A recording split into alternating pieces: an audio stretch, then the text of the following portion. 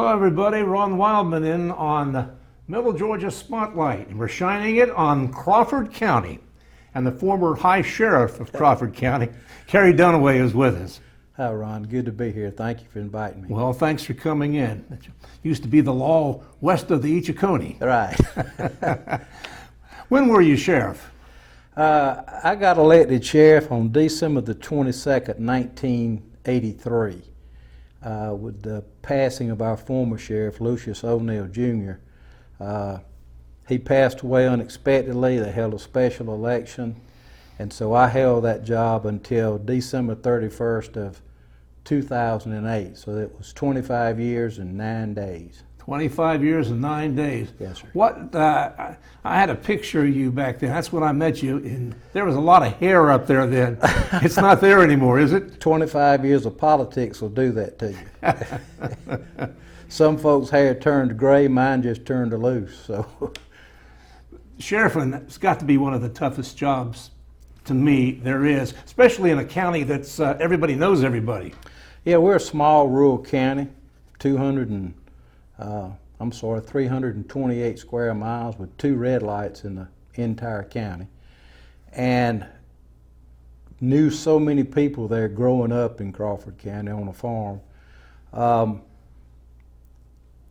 When I took office, there were me, 3 deputies, 4 radio operators, a secretary, and a cook in the jail kitchen. And so it was a lot of work to do for a small group of folks, but the folks in Crawford County were real good to me. We made a few changes in 25 years, and after a while I just decided it was time for fresh ideas and new energy, so I decided to retire. What year was that? 2008. Who succeeded you? Sheriff Lewis Walker. He's still there. He's there now. I hired him and we worked together for 21 years. And when I retired, he was a captain over our patrol division and he got elected sheriff. Prior to being elected sheriff, at what age were you at that time? I was 25 when I got elected. What qualified you to be sheriff? Well, I had a few years law enforcement experience, and in Georgia you have to have a clean record. You have to be at least 25 years old. There's some requirements about the length of time you live in the county and can vote, those sort of things. And after getting in there, you saw a lot of growth in that office. I remember going back and forth over there. That's where I met you in one of the primaries prior to the election. That's right. And over the years, I would go back and forth over there along with the rest of the news people in Macon and Bibb County. Right. Well, back then, to even get in law enforcement when I first started, you didn't have to be post or trained or certified. You could actually work for a law enforcement agency for 12 months. And in that 12 months, you had to go get certified as a peace officer. And things have changed so much. Georgia's come a long way, particularly with the Georgia Public Safety Training Center in Forsyth, in training officers in so many different disciplines that are needed now. It really was back in the early 80s, a more of a laid back kind of lifestyle. A lot of things you just did by the seat of your pants. Can't do that these days. Not now, no. You started off as an officer in Monroe County, Forsyth? I started in Forsyth as a police officer, and I worked there and in the city of Roberta until I was elected sheriff. Do you miss it? Well, I tell people that the 2 happiest days of being sheriff was December the 22nd, 1983 when I got elected, and December the 31st, 2008 when I retired. I enjoyed the work, I enjoyed the people, not so much the politics. I can understand that. Well, we have your business card now. You are, to quote your card, a farmer. That's correct. How does that relate to being sheriff? Well, we raise livestock and sell the meat. Beef, pork, eggs. We contract grow our chickens through someone in South Georgia, and we have a federally licensed canning plant on our farm, and where we make our own pickles, jams, jellies, preserves. We sell to stores and restaurants and customers from Atlanta down below Tifton, and we go to farmers markets. And we also have an on-farm store that's open on Saturdays from 10 to 2 to sell our products directly to local consumers. And I got to ask quite often, how do you go from animal science to politics back to animal science? Well, there's a lot of BS in both of those fields, so the transition's not as difficult as you might think. Your youth was on a farm, wasn't it, when you were young, a kid? I grew up on a big farm in Crawford County. We raised livestock, peaches, hay, row crops, had pigs. Back then we grew our farm products and sold to middlemen. Now what we do is we grow our products and sell directly to consumer. You like it this way? We do. We give a lot of tours. Even we've had people from foreign countries come to our farm. The U.S. State Department has brought folks out to tour because they think that what we're doing is so special. We grow, all of our animals are raised outside. They're not penned up in buildings or in cattle pens. We raise them without growth hormones or any kind of chemicals. We track each animal, everything we do to them, so that we know that it's good, clean, healthy meat. And there's a lot of satisfaction in doing that, as opposed to raising a bunch of calves to sell that go out to a feedlot somewhere maybe out west to finish out and wind up on a grocery store shelf. Growth hormones and the other stuff they shoot in the cattle, why do they do that? Well, it speeds their growth, puts on more muscle. A commercial Muscle is meat. Right, muscle is meat. A calf born on a commercial operation will be on a shelf in 16, 17 months. In our operation, it takes 22 to 24 months to get that calf there. We grow them slower, without as much grain, there's not as much fat. We've kind of developed a system where we track these animals pretty closely. When an animal, particularly a steer, stops growing, that's when he starts putting on fat. And when you take them to a processor and they're charging you over $1 a pound to process that calf, and they cut a bunch of fat off the carcass, that's just money down the drain. So we've reached what we think for our operation is an optimum weight for cattle and pigs, and that's what we raise them to and get it processed and then pick up the meat, bring it back to our farm, and I put it in our walk-in freezers and distribute it from there. And how do you sell it? Of course, you have your market. They're out on Highway 80, Yes. west of Roberta, Right. Greenway Farms. And you also have, you sell on the computer too, don't you? Well, we're working toward that. Well, we have a site that's ready to do mail order, but back when COVID hit last year, in March and April, our inventory was completely wiped out. I know, for instance, we sold 900 pounds of ground beef in 24 hours. We had people coming as far as 100 miles to shop with us at our store and would stand at the counter and pay for their food and cry and tell us that we can't get food where we live. And so since then, we've been playing catch up growing cattle because we don't grow them with the growth hormones. They don't grow as fast. And then we've got a waiting list of people wanting whole and half steers, custom fed and cut to their specifications.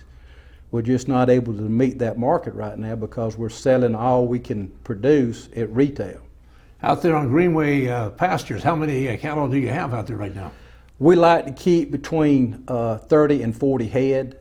That doesn't seem to be a lot when you look at some other fields. Right. Could you have more?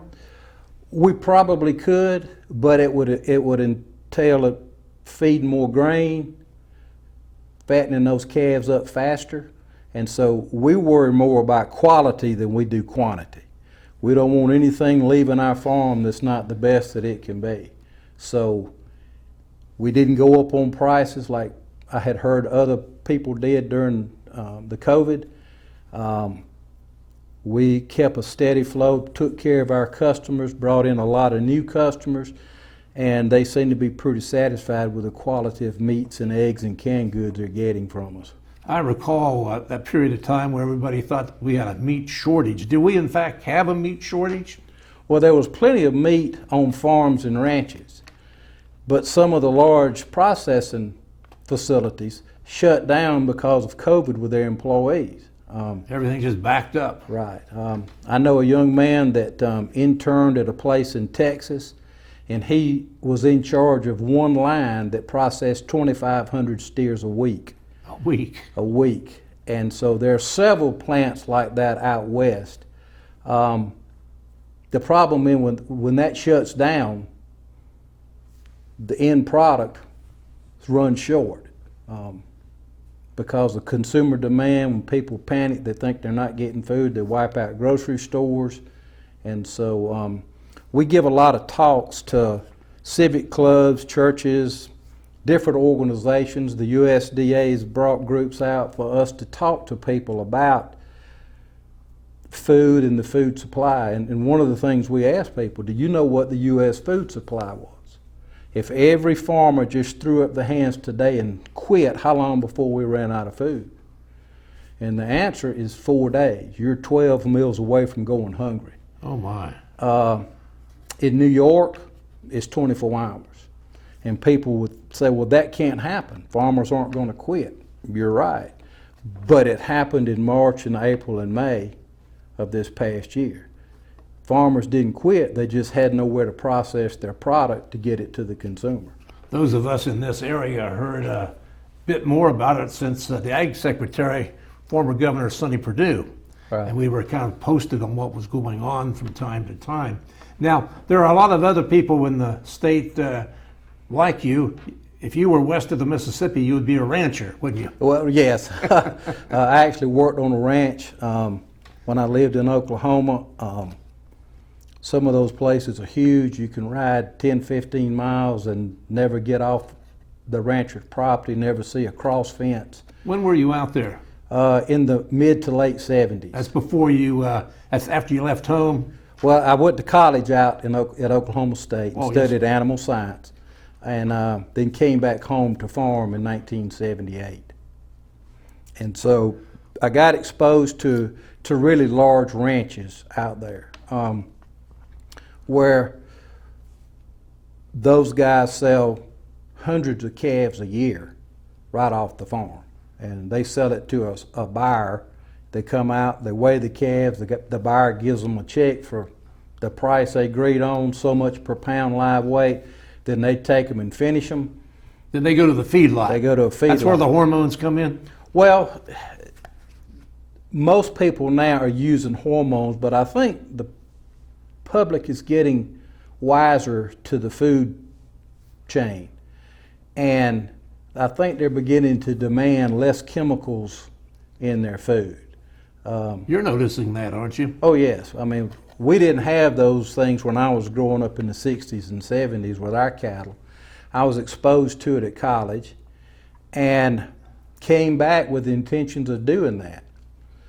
And people come out now, like I said, the USDA brings tours out, colleges, schools, and want to know what we're doing.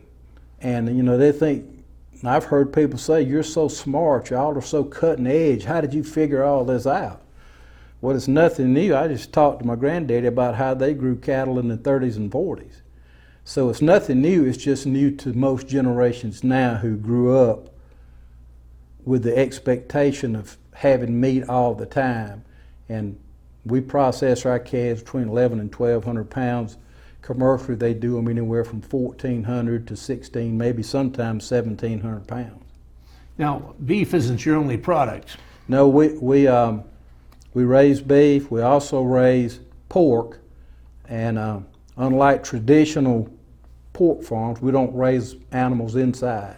Our pigs are pasture raised in that they go out into the woods and they root around in the dirt, and they come up on a concrete floor to eat and drink.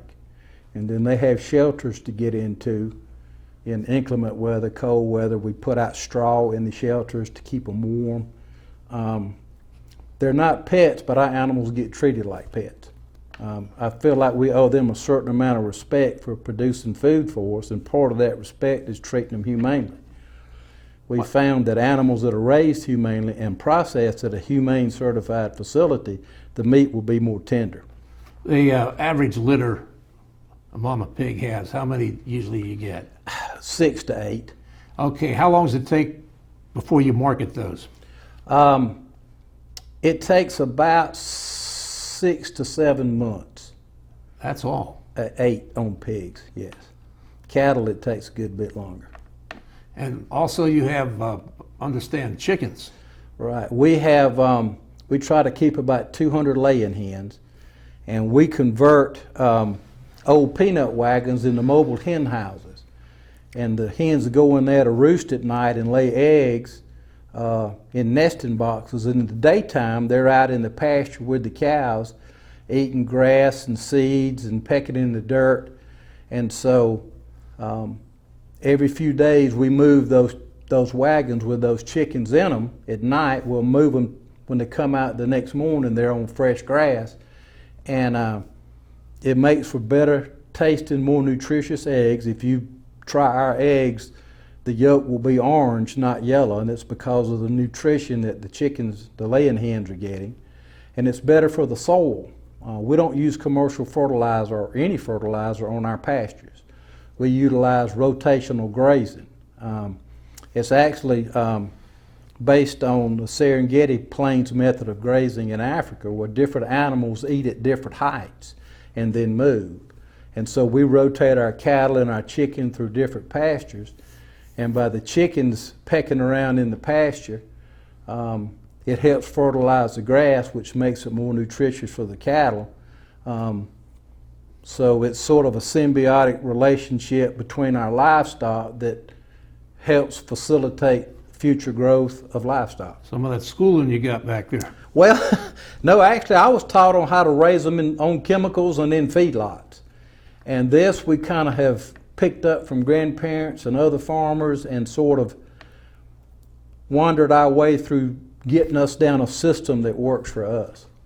Now eggs, you have 200, 250, what'd you say? Around 200 hens. We have 4 of So those how many wagons. eggs you get a day from those It depends. This time those of the- ladies? Yeah, those ladies. In the fall and early winter, hens molt. They lose feathers.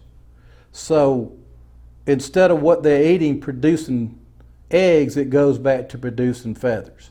So we get anywhere now from 80 on up to prime 150 eggs a day, because not every hen lays an egg every day. And we use a breed called Golden Comet that's prolific egg layers, but they're bred and raised to be outside because they won't be in a building with us. So what happens to all those eggs? Well, we hand inspect and clean every egg every day. They're sized and what's called candled, where you hold it up to a light and check to make sure it's not a spoiled egg or there's a blood spot in it. We hand wash them, candle them, grade them, size them, put them in cartons according to the size, and then they go directly to consumers. You get rid of all of those? That's a lot of eggs. If we had the manpower, we could sell twice as many eggs as we're producing now. There's such a demand for the products, agricultural and food products we raise. We're even now having doctors sending their patients to us that can't eat. Had a gentleman come out he was from Indiana, moved to Macon recently, and his doctor told him he couldn't eat any more commercially raised beef. So he found us and came out. We have and bought a bunch of meat from us, and so we have a lot of people now that, particularly cancer patients, their doctors are telling them to look for people like us, farmers that grow without the chemicals. It's raised humanely, and so we think it's a blessing to be able to help these folks. It really is. I happened to see the other day on your Facebook page, you had a new goat, a kid. Oh yeah, my wife. A little black one. Yeah, my wife and I raise meat goats. We just started last year, and we had our first kid born on the farm 2 days ago. And so, Is there anything cuter than a No. little goat? no, we enjoy taking care of our animals. The last time my wife and I went off anywhere together was in 2011, because 7 days a week we're looking after animals. I'd have a problem. I'd be giving them all names, Yeah. celebrating their birthdays. Well, I have to caution you about giving them names, because we tag them with ear tags. And so they're numbered, not names, and it's just easier when you're going to take number 139 and 147 to the processor instead of using names for them. You're an old cowboy. Well, I used to be. And every cowboy's got a horse. Yeah, I've got 2 horses. One I work cattle on, and the other is a roping horse. Me and a couple of other guys around home, we team rope. My wife and I like to take our horses and ride them through the herds of cattle. We keep cattle at 2 farms, a starter farm and then our finishing farm. And so at the finishing farm, we like to keep 30 or 40 head, and we ride horses through them. One, we check fences. I get a good close look at the grass and how the grazing's doing, but also it acclimates the cattle to the horses, so if they get out and we have to go find them in the woods or something, we can do it on horseback and they don't spook when they see us on horses. Now, you're roping. The events that you were in, rodeo type stuff. Well, years ago, when I was in my late teens and early 20s, I used to ride bulls until I grew a brain and quit doing that. And Rode the bulls. yeah, we used to go, my college roommate and I would go up to Rose Hill, Kansas on Friday nights to a stock contractor, Lyle and Ike Sankey. I think the company's still in business. We'd go up to Rose Hill, and for $5 a bull, you could practice as many as you wanted to ride. And we practiced there, and then we'd go around a circuit on the weekends out west. There's a rodeo every weekend somewhere. And so we'd go ride bulls. And then when I got too old to do that, I started roping, team roping. I actually learned to team rope or rope cattle on a ranch out in Oklahoma when I lived there. And quickly explain that event. Well, this team roping is a timed event. If you ever watch a rodeo, you'll see a steer or a big calf with horns come out of a chute with a rider on each side. And one ropes the head, which is what I do, catch the calf, pull him around, and the other guy ropes the back feet. He's called the heeler. And then when the horses face each other, stretch the calf out, face each other, the time stops.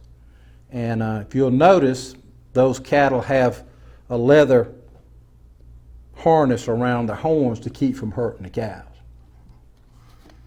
Now, more recently, on that same Facebook page, I understand you were playing around with that recently. A little bit of that and some roping. Oh, well, I've had my ups and downs in that kind of life. When I was riding bulls, I got stepped on, chipped bones, broken bones. I got on one time in Kansas, and his bull threw his horn back, hit me in the mouth, and chipped my teeth. And that was another thing that had convinced me that I needed to do something more productive with my life. 4 years ago, next month, I had a big roping horse that he liked to buck. And if I knew he was going to buck, I could get set for him, ride him till he quit. Well, I was getting on him one day, and he went to bucking, and when I woke up, I was sitting in a friend's pickup truck. And I had a broken collarbone, my shoulder blade was broken, it broke 8 ribs and 7 tabs off my spine and gave me a concussion. I spent about a month in the hospital, and then a year ago this month, my horse was limping at a roping event, and I got on a buddy of mine's horse that was a little bit faster than mine, and when I roped the head, the horse stepped into the rope, and we got tangled up and went down, and I heard my shoulder pop, and I was hoping it'd just knocked it out of place. But we got untangled. When I went to get back on the horse, I could feel those bones rubbing together, so I knew it was broken. So I got on him and rode him to the end of the arena and got my horse and took him to the farm and unsaddled him and unhooked him, and my wife took me to the hospital. That was a year ago. Yeah. I thought you knew better to do stuff like that. Well, I tell folks, the first time I got hurt, I was 59. When you're 19 and get thrown, you bounce. At 59, when you get thrown, you just hit the ground and spread apart like Jell-O. So I was fortunate a year ago that I didn't get hurt worse than I was, but I'm still roping and still enjoy it, and still having a good time with it. We were out there almost 2 years ago when the Ag Secretary came down and the Georgia Grown program, you're into that. Yes, our farm has subscribed to the Georgia Grown program. Good friends with Ag Commissioner Gary Black. He was kind enough to come down for a grand opening a couple of years ago of our on-farm store. And basically it's a group of farmers from Georgia working together, producing products made and grown here in Georgia for the consumer. And one thing that I strongly believe in, and most Georgia grown farmers do or producers, is transparency. And so by seeing where your food comes from, how it's produced, what kind of environment it is, you've got a whole selection of agricultural enterprises to choose from. And the folks would be open and honest with you. And of course, Commissioner Black promotes Georgia Grown all over the country and in foreign countries. So it gives us opportunities to market our products far beyond what we could 15, 20 years ago. All over the world. All over the world, yes. We have shipped canned good products as far as Hawaii from our little place in Roberta, Georgia. Do you have a favorite people like canned product? What has Robin put together that they really like? Your wife, Robin. My wife, Robin, she came up with the recipes. Now my wife has retired from the farm, but my business partner, Steve and Joy Hunt, we take care of everything, just the three of us. And bread and butter pickles and several of our jellies. I can imagine. Peachy pepper jelly. We have several restaurants in Macon that use our products.